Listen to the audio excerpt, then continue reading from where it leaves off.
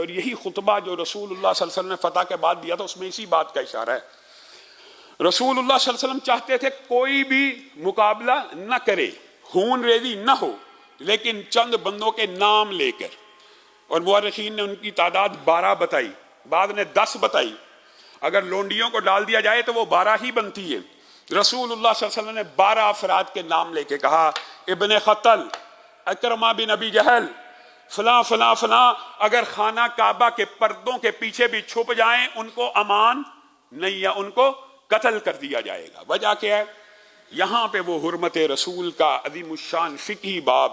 جس کو آپ کے سامنے متعدد مرتبہ رکھا ہے کہ کئی باتیں ایسی ہیں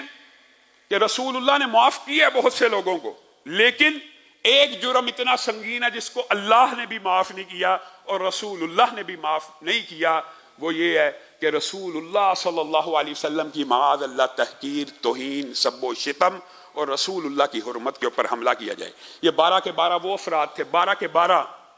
3 لونڈیاں اور 9 مرد، بعد نے کہا 5 عورتیں اور 7 مرد اور 8 مرد، مختلف روایات۔ یہ وہ تھے کہ جو رسول اللہ صلی اللہ علیہ وسلم کو اذیت دیا کرتے تھے شعر و شاعری کے ذریعے، سب و شتم کے ذریعے، ہجو کے ذریعے، رسول اللہ صلی اللہ علیہ وسلم کی شان میں تنقیص کیا کرتے تھے۔ تو رسول اللہ نے اللہ رب العزت کے وحی کے تابع ہو کے ان کے قتل کا حکم جاری فرمایا۔ بات آئی ہے تو یہ بھی بات سمجھ لیجئے، اکرمہ بن ابی جہل بھی ان میں شامل تھے جن کے قتل کا حکم تھا، اور یہ اللہ رب العزت کی قسمت تقدیر ہے اور اللہ رب العزت کی مشیت ہے اور ان کا اذن ہے کہ ان میں سے بھی جن کو قتل کرنے کا حکم دیا گیا تھا، ان میں سے بھی اکثریت نے بعد میں اسلام قبول کر لیا اور رسول اللہ صلی اللہ علیہ وسلم نے ان کو بھی معاف کر دیا۔ چند قتل بھی ہوئے، باقیوں نے ضمنی طور پہ بات آئی ہے تو سمجھ لیجئے، اکرمہ بن ابی جہل نے، سہیل بن عمر نے اور ان کے ساتھیوں نے اس بات کا فیصلہ کیا کہ ابو سفیان نے جو فیصلہ کیا ہے کہ ہتھیار نہیں اٹھانے، جنگ نہیں کرنی، اس لشکر کا کوئی مقابلہ نہیں کر سکتا، ابو سفیان کے گھر میں پناہ لے لی جائے، خانہ کعبہ میں پناہ لے لی جائے، اپنے گھروں کے دروازوں کو دیکھیے، کبھی کوئی فاتح ایسا ہو سکتا ہے جس نے اپنے گھر کا دروازہ بند کر لیا وہ امان میں آ گیا، اس کے اوپر تلوار نہیں اٹھائی جائے گی۔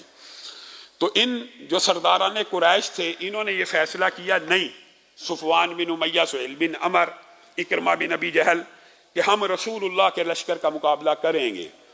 اور ان کی قسمت ایسی، انہوں نے جو انتخاب کیا رستہ روکنے کا، کس لشکر کا؟ حضرت خالد ابن ولید کا، جو خندمہ سے رسول اللہ صلی اللہ علیہ وسلم کو جو ذہن میں تھا بعین ویسا ہوا کہ کفار قضاء کے مقام سے میرا مقابلہ نہیں کریں گے کہ اتنا بڑا لشکر تیزی سے نیچے اتر رہا ہے، نیچے سے اوپر چڑھنا بڑا مشکل ہوتا ہے۔ تو رسول اللہ کے ذہن میں بھی یہ بات تھی، زیادہ سے زیادہ یہ ہو سکتا ہے کہ وہ جو اترائی کی طرف سے لشکر ہمارا اوپر آئے گا اس کا مقابلہ کیا جائے گا۔ تو رسول اللہ نے وہاں پہ کس کو متعین فرمایا ہوا تھا؟ حضرت خالد ابن ولید کو، اور ان کو حکم دیا تھا جو آئے کاٹ دینا۔ یہ ایک قریشیوں کی ٹکری واحد تھی جس نے ریزسٹنس کا مظاہرہ کیا، جس نے فتح مکہ کے اوپر جنگ کرنے کی کوشش کی، لیکن زیادہ ایک پہر مورخین نے لکھا ہے، ایک پہر سے مراد اور اس سے بھی کچھ کم اس وقت کے دور کے حساب سے، آج کے اگر ٹائم کو دیکھا جائے تو 1-1.5 گھنٹہ مزاحمت کی، صرف 1 سے 1.5 گھنٹہ مزاحمت کی، اور لیکن پھر اس قوت اور حضرت خالد ابن ولید کے لشکر کی، اور انہوں نے اول جب وہ نیچے سے اوپر کی طرف آ رہے تھے تو تیر برسائے، کچھ دیر کے لیے لشکر رکا، حضرت خالد بن ولید نے عمدہ حکمت عملی کے تحت اس لشکر کو کاٹ پھینکا اور قریشی یہاں سے بھی بھاگ گئے۔ اب یہاں پہ ایک بات آئی ہے ضمنی طور پہ، مورخین نے چونکہ حماس کا ذکر یہاں پہ کیا ہے، اور حماس نامی ایک قریشی مکہ کے اندر ہوا کرتا تھا، جب رسول اللہ صلی اللہ علیہ وسلم کا لشکر آ رہا تھا تو وہ جنگ کی تیاری کر رہا تھا، اور اپنی بیوی کے سامنے عربی کے مشہور اشعار ہیں، وہ آج بھی نصاب میں پڑھائے جاتے ہیں، کہنے لگا، جس کا اردو ترجمہ کچھ اس طرح ہے کہ آج میں اپنی بیوی کو مخاطب ہو گئے، کچھ خادم تیرے لیے پکڑ لاؤں گا، کہاں سے؟ رسول اللہ کے لشکر سے جنگ کروں گا، چند کو غلام بنا لاؤں گا اور چند کو اٹھا کر قیدی بنا لاؤں گا، اس گھر میں تیری خدمت کریں گے۔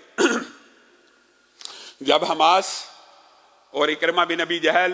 اور سہیل بن عمر کے لشکر کو شکست ہوئی، اور بھاگ کے اپنے گھروں کی طرف اور مختلف صحراؤں کی طرف اور دریاؤں اور سمندروں کی طرف بھاگے، حماس تیزی سے اپنے گھر میں داخل ہوا، تو بی بی کہنے لگی ہاں جی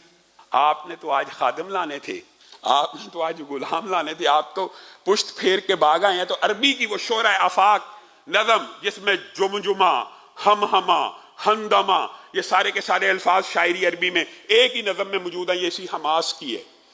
اور وہ کہنے لگا اگر تو ہندمہ کا مقام دیکھ لیتی اور کلائیوں اور کھوپڑیوں کو اڑتا ہوا دیکھ لیتی تو تم مجھ سے یہ شکوہ نہ کرتی۔ بہرحال یہ بھی فرار ہو کے آ گیا۔